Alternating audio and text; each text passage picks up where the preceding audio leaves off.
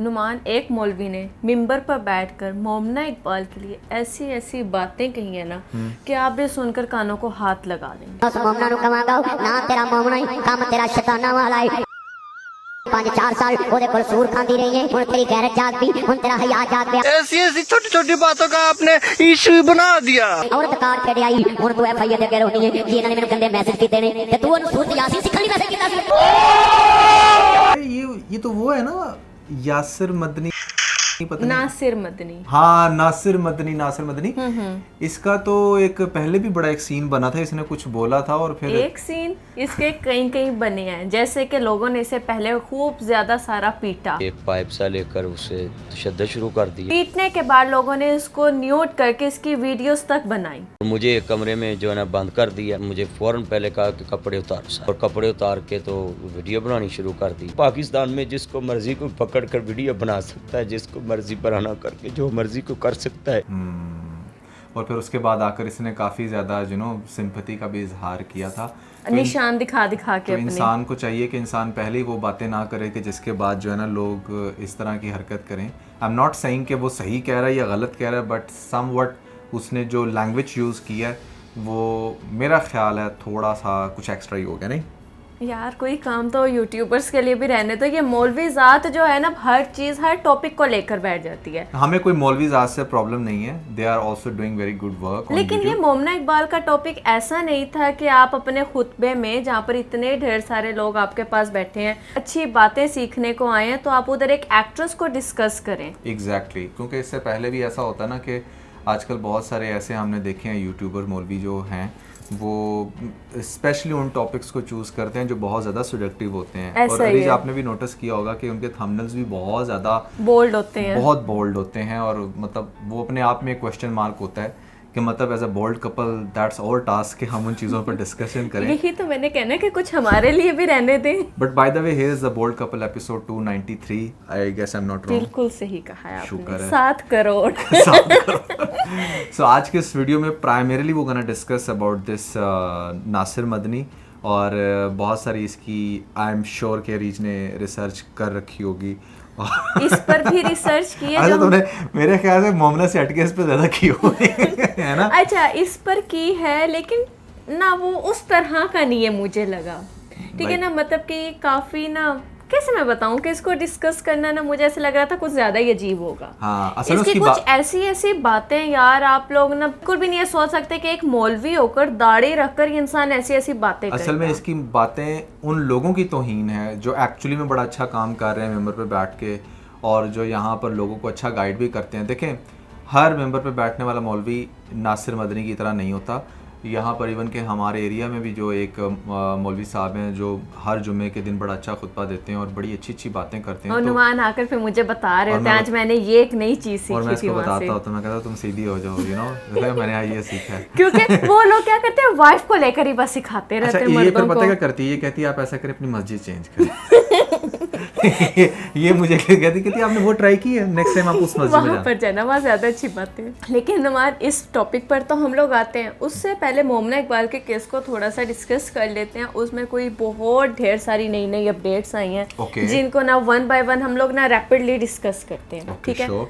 सबसे पहली चीज़ तो ये आती है कि आपको पता है कि ये जो MPA हैं वो कहते हैं कि भाई 1 करोड़ नहीं, 5 करोड़ नहीं, 8 से 10 करोड़ की ट्रांजैक्शंस हुई हैं। क्या ऐसे बेनिफिट्स जो हैं वो इनको दे रही थी जिसके इवज जो है वो इनसे 1 करोड़ नहीं, 2 करोड़ नहीं, 4-5 करोड़ नहीं, बल्कि इससे दुगना या तिगनी रकमें वसूल कर रही थी। इतने की लेन देन है। लेकिन उनके लेटेस्ट जो न्यूज़ थी उसमें वो 83 to 84 लाख के अराउंड अबाउट कुछ बात कर रहे होते हैं कि नहीं, उसकी तो बहन की इतनी फीसें तक मैंने की हैं। तो जो भी उन्होंने कैलकुलेशंस बताई थी उनको कैलकुलेट करके 83 to 85 लाख बनता है। 15-20 करोड़ से जब आप शुरू हुए हैं, ठीक है, अच्छा लग रहा था, आप इतनी बड़ी बात कह रहे हैं, कितना पैसा हम आपके खा गए हैं, समझ आ रही थी कि हमारी अपनी हैसियत देख के आपने बात किया। लेकिन जैसे ही सबूतों की बात आई तो आप आगे 83 लाख पे रुक गए कि 83 से ऊपर की अमाउंट नहीं है। देखिए रीज, बात बड़ी सिंपल सी है। अगर आप करोड़ों की बात करते हो तो करोड़ों की फिर मनी ट्रेल भी तो देनी पड़ती है ना। सबसे बड़ा प्रॉब्लम ये वाली बात ये है। अब even if he had spend 1, 2, 3 और मे बी 4 करोड़, तो he is not gonna do that कि वो अपनी वो सारी मनी ट्रेल शो करवा देगा कि अच्छा यहाँ से ऐसे ऐसे, तो लोग फिर उस पर भी क्वेश्चन करेंगे कि तेरे को इतना पैसा कितों आया पाई ये भी तो दस ना, ठीक है ना। तो उसने क्या सोचा कि चलो ठीक है, ज़्यादा नहीं तो उतना जितना मैं मनी ट्रेल भी प्रोवाइड कर सकूँ और इनके ऊपर भी थोड़ा हार्ड टाइम आए, क्योंकि 83 लाख 84 लाख समहाउ एक बड़ी रीज़नेबल अमाउंट है और किसी को भी फाइनेंशियल क्राइसिस का शिकार कर सकती है। ये मत समझना कि वो को बहुत बड़ी एक्ट्रेस है और वो वाकई करोड़ों छाप रही है जिस तरह वो बताती है कि मैं एक शूट का 1.5 करोड़ लेती हूँ, ऐसा नहीं होता। तो बात बड़ी सिंपल सी है कि वो भी बड़ा कैलकुलेटेड वे में अब गेम खेल रहा है और ये लोग भी बड़े कैलकुलेटेड वे में कर रहे हैं। झूठ तो दोनों साइड से बोला जा रहा है। एक झूठ मैंने आपको एमपीए का बताया, अब एक झूठ मैं आपको बताती हूँ मोमना इकबाल की सिस्टर का, जो आपने ये वाली इसकी डांस वीडियो देखे।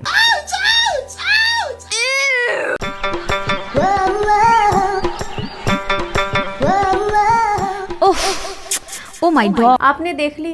आपको किस एंगल से ये वाली वीडियो एआई जनरेटेड लग रही?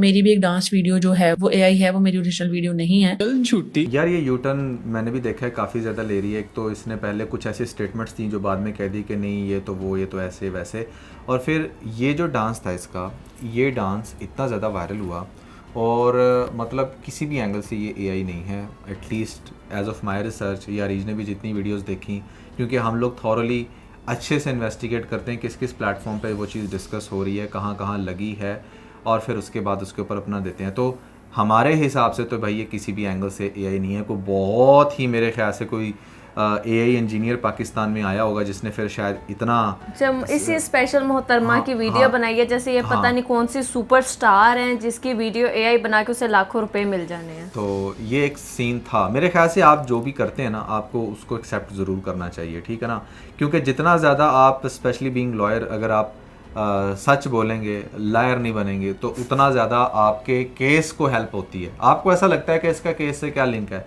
बट इवेंचुअली आपका जो जज है ना वो भी इन सारी चीज़ों पे जज कर रहा होता है कि अच्छा यार ये जो बंदा या बंदी यहाँ पर आकर इतनी बड़ी बड़ी बातें कर रहा है, इसका एक्चुअली में कैलिबर क्या है।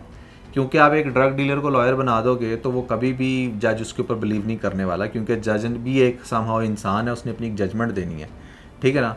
तो आपका आप इस लॉ की फील्ड के अंदर आपकी पर्सनालिटी कैसी है और ख़ास तौर पे आपकी क्रेडिबिलिटी क्या है, ये बहुत मैटर करता है। ये न्यूज़ तो हम सब ने सुनी थी कि इन्होंने जो है एमपीए पे एफआईआर फाइल करवा दी है, बड़े कुछ उन्होंने उन पर जो है और पर्चे शर्चे भी करवाए हैं, लेकिन एमपीए ये स्टोरी लगाते हैं जहाँ पर वो बाकायदा तौर पे इतना बड़ा करके लिखते हैं कि फेक एफआईआर। अच्छा, कि मुझ पे तो किसी किस्म की कोई एफआईआर हुई नहीं थी, ये तो एफआईआर जो है वो फेक है। अच्छा, इन्होंने तो बाकायदा इसके ऊपर प्रेस कॉन्फ्रेंस की थी और बड़ा इन्होंने इस चीज़ को कैश किया था कि भाई देखें हम सच्चे थे तो एफआईआर हुई है, वरना तो एफआईआर होती ना। तो ये बात तो फिर आप देखो ना, अगर एक सिटिंग एमपीए बात कर रहा है कि भाई फेक एफआईआर, तो दैट मीन्स कि शायद ये काम भी पाकिस्तान के अंदर होता है, क्योंकि सुना तो बहुत हुआ है। अगर हम ये बात करेंगे ना कि फेक एफआईआर, तो लोग हमें कहेंगे नहीं नहीं नहीं ये ऐसा कैसे वैसे कैसे, ठीक है ना। लेकिन अब आप लोग एमपीए की ही स्टोरी देख लें जो मैं साथ साथ दिखा भी रही होंगी आप लोगों को पता लग जाएगा कि उसने क्या बात किया। इसके साथ ही आपने नुमान ये भी देखा है कि ये मोमना इकबाल की जो बहन है रमशा इकबाल, वो आए दिन कोई ना कोई पॉडकास्ट दे रही हैं, कहीं ना कहीं माइक पकड़ कर खड़ी हो जाती है और अपनी बहन की वकालत ना ऑन मीडिया भी इस बंदी ने अच्छे से शुरू की हुई है। लेकिन उसके साथ ही ये जो एमपीए है वो एक और स्टोरी लगाते हुए ये कि जिस दिन मैंने कोई पॉडकास्ट कर लिया ना उस दिन इन सब की खैर है, फिर उस दिन को ना तुम लोगों ने बड़ा पछताना है। अच्छा, मुझे लग रहा था ये वाली बात मोमिना इकबाल ने की है। नहीं, एमपीए ने की है कि बस वेट करो मेरी एक पॉडकास्ट का, मैंने सबका चट्टा कट्टा खोल कर रख देना। वो इसलिए भी नहीं ना इतनी ओपनली बातें कर रहा, फिलहाल थोड़ा सा मोहतात हुआ है क्योंकि उसके पास सीट ऐसी है। आप उसकी सीट की नोयत को भी समझने की कोशिश करें। तो यहाँ पर अगर वो कोई बिजनेसमैन होता या वो कोई भी XYZ पर्सन होता तो मेरे ख्याल से वो अब तक बिल्कुल सामने आ चुका होता और उसने वो सारी चीज़ें रिवील कर देनी थी। लेकिन बात यह है कि ये मामला ऐसा है कि जिसमें अगर आप अगले को नंगा करते ना तो खुद भी होते हो, ठीक है ना। तो ये वही एग्जांपल होगी कि वो जो मिनाहिल मलिक का केस था, अब जब उसने एक्चुअली में सच्चाई बताई तो उसके साथ साथ वो भी कितना रिवेल हुआ ये दुनिया ने देखा, ठीक है। तो बात करने का मकसद है कि कुछ चीज़ें ऐसी होती हैं जिसमें आपको फिर बड़ा कैलकुलेटेड मैनर में जो है ना वो चलना पड़ता है। वैसे नुमान मुझे एक और चीज़ की यहाँ पर समझ नहीं आती कि इन लोगों को एक टॉपिक मिल जाता है, ठीक है आपको एमपीए ने हरास किया, आपने उसको एक्सपोज कर दिया, लोगों ने अब आपका साथ दिया, लेकिन अब ये क्या तरीक़ेकार है, मोमना इकबाल ने एक नया सिस्टम स्टार्ट कर दिया। वो ये कि कोई भी उसे डीएम में कुछ भी कहता है ना, जाहिर सी बात है एक एमपीए है, एक सीट पर है, उसके भी 4 चाहने वाले होंगे, वो भी आकर आपको डीएम करेंगे, वो भी अपनी भड़ास निकालेंगे, क्योंकि आप उनके जो एमपीए को इतना बुरी तरह से हर्ट कर रहे हो, उसकी इमेज को ख़राब कर रहे हो। तो ये क्या करती हैं, रोज़ की एक नई स्टोरी एक नए बंदे की लगा देती हैं कि भाई इसने मुझे गंदे गंदे मैसेजेस किए, इसने मुझे हरास किया। अब अच्छा विद पिक्चर उस बंदे की ना, प्रोफाइल पिक्चर के साथ, कि अब इसका जिम्मेदार कौन है, अब यहाँ पर भी मैं महफूज नहीं हूँ। तो ये क्या चक्कर है यार? बात करने का मकसद ये है कि जब आप किसी पे कीचड़ उछालते हो ना, तो फिर आप सबसे पहले ख़ुद भी गटर में गिर सकते हो, पहली बात। दूसरी बात यह है कि कांच के घर में रह के कभी भी दूसरे को पत्थर नहीं मारने चाहिए, क्योंकि समहाउ आपके ऊपर भी अटैक होगा। तो जब आप किसी को क्रिटिसाइज़ करते हो या कोई एलिगेशन लगाते हो, तो इस बात को अपने जहन में रखो कि भाई आपके ऊपर भी सेम वही कुछ हो सकता है। अब ये चाह रही है कि इसको कोई कुछ ना कहे, कोई इंस्टाग्राम पे इसको मैसेज ना करे, सब इसको इंस्टाग्राम पे आकर भी ये कहें कि yes you are doing very good work और तुम्हें इसी तरीके से आगे बढ़ना चाहिए। तो दिस इज़ बुलशिट, ऐसा नहीं हो सकता। इवन के उसके चाहने वाले ना भी हों, लोगों का अपना भी एक दिमाग होता है, लोग ऑब्जर्व कर रहे होते हैं, अच्छा यहाँ से क्या स्टेटमेंट आई है, वहाँ से क्या स्टेटमेंट आई है, तो दोनों में मुझे ऐसा लग रहा है कि ये गलत है, तो वो आकर आपके ऊपर भड़ास निकालते हैं। जहाँ पर आप ठीक है हम आपका साथ देंगे, जैसे आपके बारे में नासिर मदनी ने जो भी बातें की, मेरे ख्याल से वो काफ़ी बिलो द बेल्ट थी। किसी भी इंसान को ये राइट नहीं जाता कि वो डायरेक्ट एलिगेशन लगाए, जब तक आपको कोई राइट नहीं है एलिगेशन लगाने का। हाँ, आप अपना एनालिसिस ज़रूर दे सकते हो कि क्या चीज़ है, ठीक है। तो ये चीज़ मेरे ख्याल से उसने जो डायरेक्ट अटैक किया था वो चीज़ थोड़ी सी गलत है। और जैसे से उसने अल्फाज इस्तेमाल किए थे, मतलब कि 5 साल ये खाती रही, उससे सूर का पैसा खाती रही, ठीक है। फिर उसको अच्छा एक और बात उसने यहाँ पर जो बोली थी ना, वो सबसे ज़्यादा अजीब थी। वो कहता है कि तूने उस पर गंदे गंदे मैसेजेस का इल्ज़ाम लगाया, तो क्या 5 साल तो उसको सूरत यासीन सुनाती रही थी मैसेजेस पर। ये सबसे ज़्यादा अजीब मुझे इस बंदे की बात लगी थी। असल में ये नासिर मदनी हमेशा इस तरह की कोई ना कोई बात करता है जो बहुत ज़्यादा वायरल हो जाती है। अच्छा, कुछ बातें इसकी मान लो कि ठीक भी होती हैं, ऐसी बात नहीं है, लेकिन मेजॉरिटी केसेस में ना ये अपनी उस लिमिट से बाहर निकल जाता है, ठीक है, जो कि मेरे ख्याल से शायद नहीं होना चाहिए। एक केस ऑलरेडी चल रहा है अदालत में, अब पता चलेगा कि भाई इन दोनों में से एक्चुअली में कसूरवार कौन है। लेकिन अभी तक अगर देखा जाए तो कुछ भी ऐसा नहीं है कि जिससे हम क्लियरली ये कहें कि अच्छा मोमिना पूरी तरह से गलत है या फिर वो एमपीए गलत। लेकिन हम लोग आप लोगों के सामने बोथ साइड्स रख देते हैं कि अच्छा यार कौन क्या बात कर रहा है और किसकी तरफ से क्या स्टेटमेंट आ रही है। और जैसे ये नासिर मदनी है ना नुमान, ये हर बंदे पर बैठकर बात करता है। इसने हमारी जो सीएम हैं उन पर भी बात की थी, ठीक है। पेट्रोल की प्राइजेस पे भी बड़ी दफ़ा ना अपने मेंबर पर बैठकर बात करता रहा है। इवन के जो चावल के प्राइस लो हुए हैं, वो हाई हुए हैं, उस पर भी। और तो और महक मलिक को पर भी इसने बात की है। अच्छा। कि वो पहले जी मेरी माँ उसको किन्नर बनने से पहले या फिर वो बनने से पहले उसकी माँ ने मुझे कहा था कि इसको गानों से हटा लो, तो मैंने इसे कहा था आया कर मेरे साथ जाकर नाते पढ़ा कर, तो फिर ये अब इतनी बड़ी सुपरस्टार बन गई, अब मुझे पूछती नहीं है।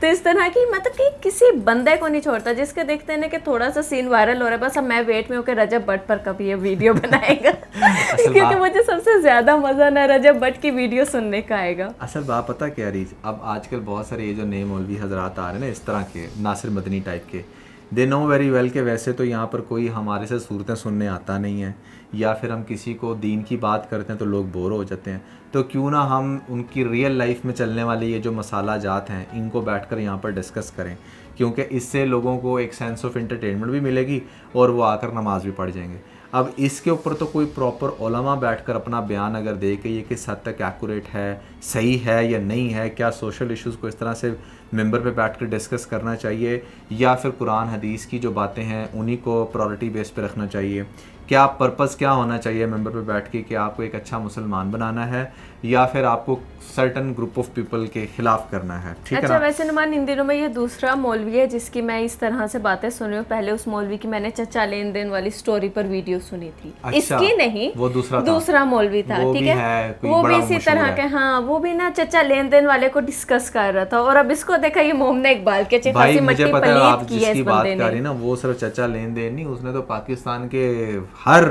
लेन देन को डिस्कस किया हुआ है। हर टॉपिक, हर जो इस तरह का कंट्रोवर्शियल टॉपिक है ना, उसने उसके ऊपर अपना जो है ना वो फीडबैक दिया है। And to be very honest, वो फेमस हुआ ही इसलिए है। अगर आप वैसे उसकी कोई भी आप उसका बयान देख लो, उसमें वो एक सेंस ऑफ कंट्रोवर्सी आपको नजर आएगी, ठीक है। बयान में ना भी हो तो उसके थंबनेल में तो जरूर होगी। उसका थंबनेल तो खैर बहरहाल क्या ही मैं बोलूँ, ठीक है, क्योंकि यार देखें इट्स अ वेरी सेंसिटिव मामला। यहाँ पर लोग जो है ना वो बहुत ज़्यादा अटैच्ड होते हैं इस तरह कुछ लोगों के साथ। तो हम कुछ भी ऐसा कमेंट नहीं पास करना चाहते जो आपके सेंटिमेंट्स को हर्ट करे। बस हम सिर्फ यही कहेंगे कि यार जिसका काम ना उसी को साजे। अगर एक डॉक्टर है तो डॉक्टर को चाहिए कि हॉस्पिटल में बैठकर फोकस करे अपने जो उसने इतना पढ़ा है, इतना सर खपाया है, वो व्लॉगिंग ना शुरू कर दे। फिर एक जो मेंबर पे कोई बैठा है, अगर उसका काम ये है कि उसने लोगों को सही रास्ते पे लेकर आना है, तो वो कुरान हदीस की बात करे, जो हमारी अंडरस्टैंडिंग है, ठीक है। तो जो हमारा काम है वो हमें करने दिया जाए, ठीक है ना। तो ये जो मिक्स हो गया ना सारे बीच में, सारे वो क्या कहते हैं ना, सारे अल्टीमेटली यूट्यूबर बन गया। लॉयर भी आज यूट्यूब पे आ गया, डॉक्टर भी यूट्यूब पे आ गया, फिर उसके बाद कोई मौलवी है वो भी यूट्यूब पे आ गया। तो वो ना एक अजीब ही खिचड़ी बन गई है। लोगों को समझ नहीं आता कि अच्छा यार हमने फॉलो किसको करना है, किस भी बात माननी है। इसके साथ ही नुमान एक और लास्ट अपडेट मैं आपको यहाँ पर मोमना इकबाल के केस से रिलेटेड देती चलूँ। वो ये कि आपने इन दोनों बहनों से बड़ा ढिंडोरा सुना होगा कि भाई एमपी की सीट मुअत्तल की जाए, एमपीए को ये किया जाए तो एमपीए को वो किया जाए। तो ये चाल इन पर उल्ट पड़ गई है। वो उल्ट कैसे पड़ रही है कि ये रमशा इकबाल जो थी, ये ठीक है लॉयर हैं, लेकिन लॉयर होने के साथ साथ ये पार्ट टाइम और कुछ नहीं कर सकती। कुछ इस तरह के लॉज होते हैं। तो ये जो है ना फॉरेन कंट्री में किसी किस्म का ना, ऑस्ट्रेलिया में कोई इस तरह का बिजनेस कर रही है या वहाँ पे किसी की एम्प्लॉय है, बिजनेस तो नहीं में भी कर रही है, वहाँ पे किसी की एम्प्लॉय है। और भाई मेरी बात सुनो, ये हम नहीं कह रहे, ये प्रॉपर नहीं न्यूज़ नहीं है, एक प्रॉपर लॉयर है, उसने प्रॉपर केस किया है। उसने जाकर वो जो बार काउंसिल में जाकर ये बड़ा केस उठाया है, उसकी ये बात है। वो रीज अगर वीडियो मिले तो वो लगा देना दरमियान में। तो उसके एलिगेशन के ऊपर भी सुनने में आया कि अच्छा यहाँ पर जो है ना वो नोटिसेस जो है वो गए हैं मोमना इकबाल की सिस्टर को भी, और फिर दूसरी तरफ जो इसका वकील है, एमपीए का वकील, इसका भी सुनने में आ रहा था कि लाइसेंस जो है वो मुअत्तल हो रहा है या कुछ भी। मैंने इस तरह की भी न्यूज़ सुनी थी। लेकिन बहरहाल बात करने का मकसद ये है कि अब ये मोहतात हो गए। आपने गौर किया जब से इनके लाइसेंस पे बात आई ना, तब से ये लोग सम वॉट उतनी मीडिया टॉक्स नहीं कर रहे जितनी ये लोग पहले कर रहे थे। अच्छा, मोमना इकबाल की सिस्टर तो बहुत कर रही है, लेकिन एमपी की तरफ से ना इस वक्त थोड़ा सा ना चुप है, वहाँ पे साइलेंस हुई हुई है। इसके बाद से उनका कोई इस तरह से वो वाली बात, मेरी गाड़ी पर आकर मुझे ही बगैरत बोल रहा है, उस बात के अलावा उस बंदे की ना अभी तक कोई और बात नहीं आई। लेकिन उसके जो एक स्टोरी है ना, ये बहुत कुछ कहती है कि यार एक बार बस मेरा जो है पॉडकास्ट आने तो आप लोगों के सामने दूध का दूध पानी का पानी हो जाएगा। तब हमें बहुत ज़्यादा वेट है कि कब आता है उन मोहतरम का पॉडकास्ट और हम लोग उस पर अपना रिएक्शन दें। सो भैया that was everything about this video. वो बिलीव कि आपने इस वीडियो को भी काफ़ी ज़्यादा एंजॉय किया होगा। Never forget to like and share, और इसके साथ अपना बहुत सारा ख्याल रखें। Bye bye.